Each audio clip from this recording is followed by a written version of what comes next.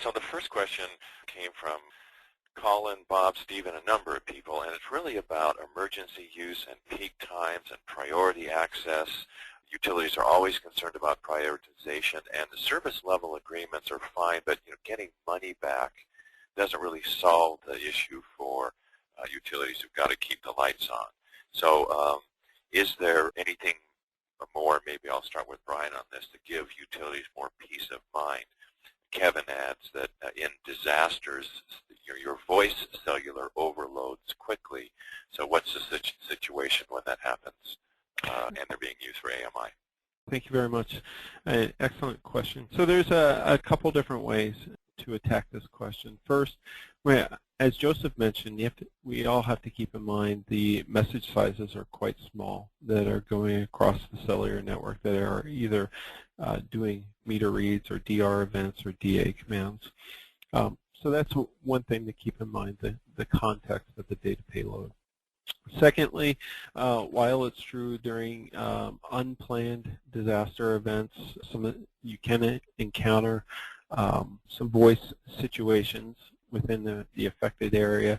But typically, if you go back to that redundancy slide that I had put together, when we're working with our utility partners, and all carriers will do this, they will lay out a plan as to what are the redundancy plans. So the meter will look for the best available 3G signal or 4G signal, then default down to 3G, then 2G, then SMS, and then search for a roaming partners network.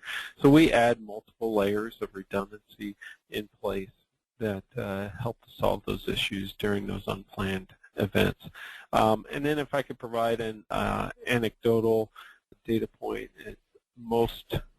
during most unplanned outages or events that may hit, typically small data messages, small text messages usually get through the networks just fine. Thanks.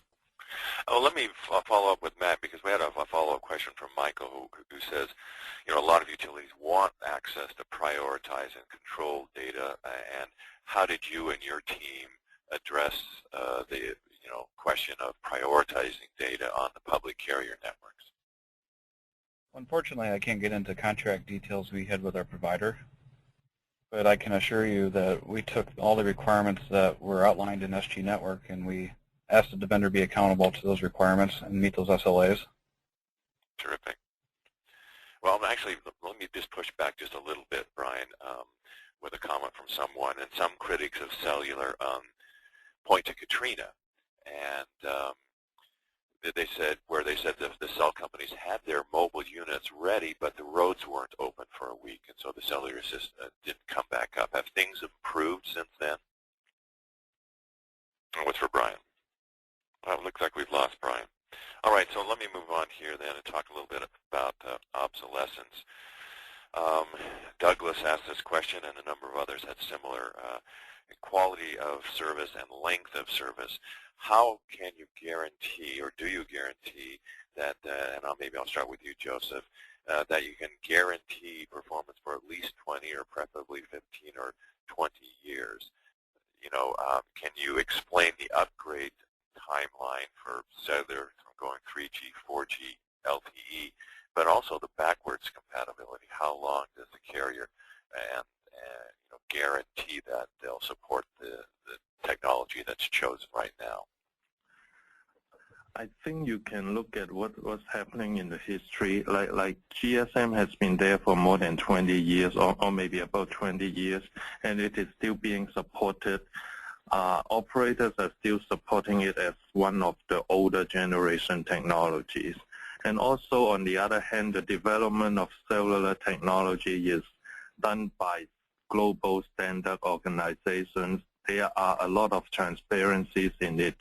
So the utilities can find out exactly what will be the plan, what will be the timeline for the development of new technologies. So at the end, there will be backward compatibility with older technology, and there will be complete visibility on what's going to happen in the future. So some folks were, for instance, Joseph, concerned that they would sunset 2G or sunset 3G, and you're saying they can feel comfortable about that? Yes, I think they should be able to feel comfortable about that. And can you give a little clarity on when and whether it makes sense to start with 3G, or should you be waiting for 4G/LTE?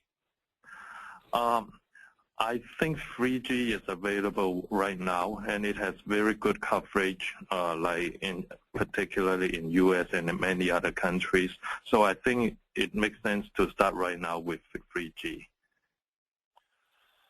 Well, here's a question from James, and several of us had similar questions, and wanting to know the percentage downtime per year. He thought that 1% had been mentioned, but that's roughly a little under 90 hours per year. What kind of impact would that have on smart grid applications? Brian, it looks like you're back. Do you want to take a first swing at that? Yeah. Well, I wanted to address the question that was asked before I had a problem with my mute button, so I apologize. But it's funny that would happen during that question. But anyway, getting back to the issue with Katrina. Katrina was a learning event for all carriers, but it's important to keep in mind the context of the event.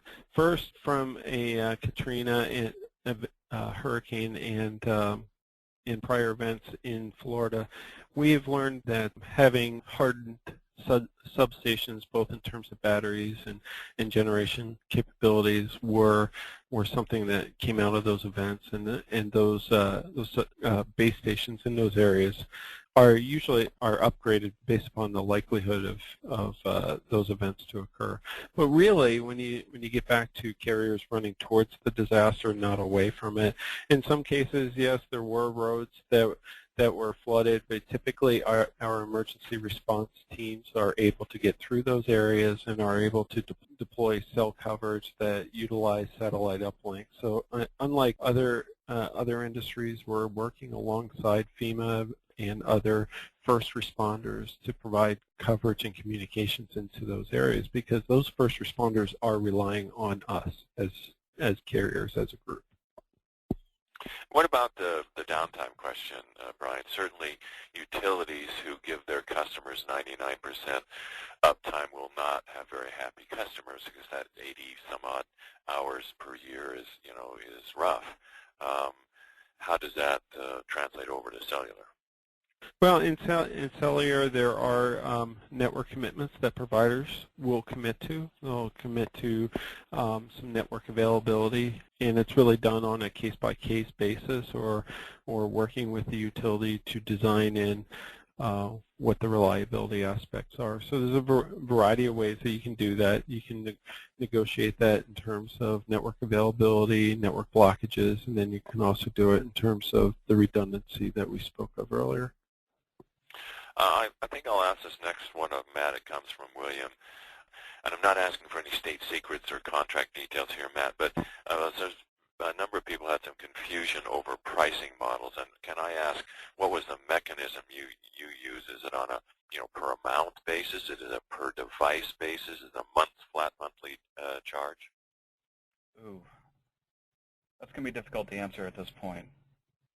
I can tell you that it is a amount of bytes per period, and there's some pooling that goes on there. Okay. I can't get into much more details than that. I do want to comment, though, on the 99% reliability. Considering we have none right now for communications, right. 99% is a lot better than nothing. I do. We grappled with this challenge internally of, could we build and maintain and operate a network more reliable than that? And if so, what would the cost be? Interesting. Yeah, sure. And obviously, in your case, the cellular made more sense.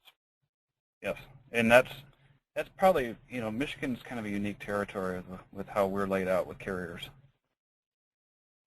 Oh, Jesse, I was going to say, from representing the carrier arm, I think all carriers can come to the table with either a fixed monthly price on a per device basis, and in some cases there are other carriers that can offer up a pool of data that smart meters can sip from, for lack of better words. Okay. And Yeah, you should be able to get that from Sprint or any other carrier out there.